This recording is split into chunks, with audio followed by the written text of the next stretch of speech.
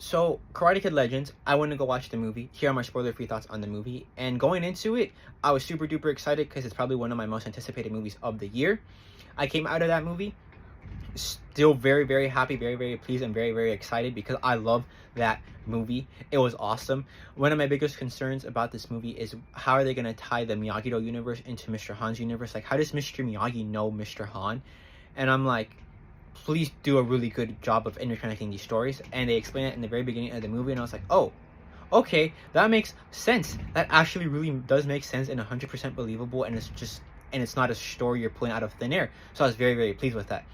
Other than that, the action in this movie, awesome, loved it. It's also a Karate Kid movie, so you have that classic plot of the kid. All right, here's a new kid in a new school. There's a girl. The girl has a jerk of a boyfriend. All that type of stuff. You know, Karate Kid movie. And it works for the movie, obviously, because it's a Karate Kid movie. But at the same time, it's not that same story being told over. Well, I mean, I guess it kind of is, but there's more to the story.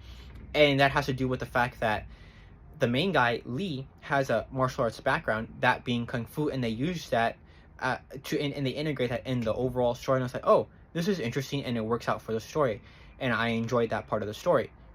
But I think one of the biggest elephants in the room when going to go watch this movie connected to Cobra Kai or not? And all I'm going to say is that the movie does answer that question.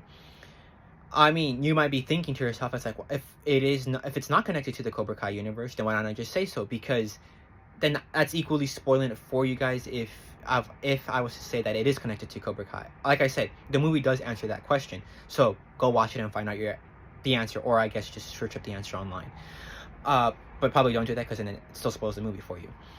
All I'm going to say is that I did love this movie a lot, but at the same time, it's not a perfect movie, and this movie does have issues, but those issues require me getting to spoilers, so tune back in for my spoiler in-depth review. Other than that, if you want to go watch the movie, 100% go watch the movie. I loved it.